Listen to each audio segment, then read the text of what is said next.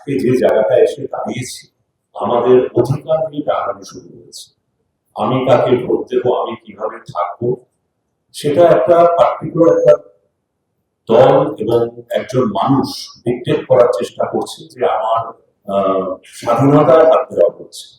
সেই কারণে আমরা এখানে এসে দাঁড়িয়েছি এই প্রতিবাদ করার জন্য। আমার স্বাধীনতা, আমি কাকে ভোট দেব, আমি কি করবো, সেটা কেউ আমাকে বলে দিতে পারে না। আমি একজন প্রাপ্তবয়স্ক মানুষ, স্বাধীন দেশে বাস করি।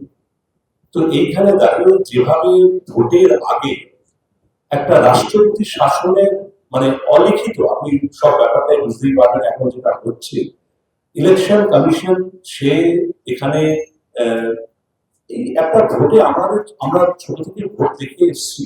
ভোট মানে আমাদের কাছে একটা উৎসব। ভোটের দিন আমরা দেখতাম, যেহেতু আমার একটু অভিজ্ঞতাটা বেশি, একটু শেয়ার করছি ব্যাপারটা। যেহেতু আমার রংনগরে বাড়ি এবং আমার বাড়িতে দুটো ভোটের বুথ হয়, তো আমি সেটা দেখে বড় হয়েছি। ভোট হচ্ছে, লোকেরা ভোট দিতে আসছেন, তাদের কাছে একটা উৎসব এবং আনন্দের সঙ্গে সেটা ভোট দান প্রয়োগ করছে।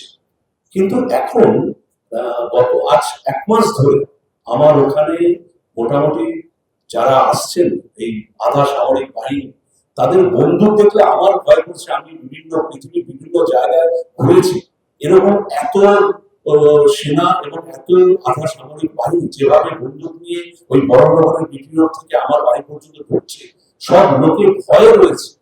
হতেই পারে একটা বন্দুক থেকে গুলি মিস ভাবে বেরিয়ে যেতে পারে, 4টে লোক মারা যেতে পারে। এই ভয় দেখানোর কারণটা কি?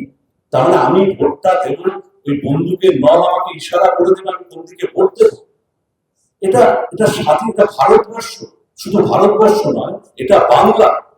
এই বাংলায় এইভাবে ভোট করে যদি নরেন্দ্র মোদী ভাবে যে বাংলা দখল করবেন বা বাংলায় তারা জিতবেন, এটা উনি মুখের স্বর্গে বাস করছে।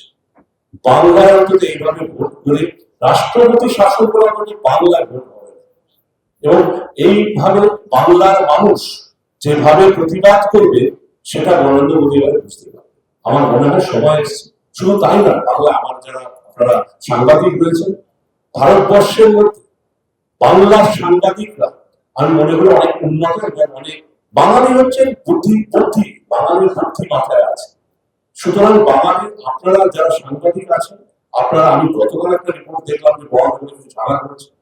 বিজেপি চেষ্টা করছে একটা কোনোভাবে একটা সন্ত্রাস, একটা ঝামেলা সৃষ্টি করা, যাতে সেইটাকে দেখিয়ে এখানে তারা রাষ্ট্রপতি শাসন করতে পারে। তাই আমি সাংবাদিকদের অনুরোধ করবো, আপনারা সঠিক খবরটা আপনারা সাধারণ মানুষকে দেখান এবং আজকে যে আমরা এই প্রতিবাদ করছি, এটা আপনারা সবার মধ্যে ছড়িয়ে দিন, মানুষকে সচেতন করুন, যে মানুষ যেন ভয় না পায়, তাদের অধিকার তারা যেন নির্বিঘ্নে তারা ভোটটা দিয়ে প্রমাণ করে দিন বাংলা তার নিজের অধিকার দিতে জানে। এই বলে আমি আমার বক্তব্য শেষ করছি। নমস্কার।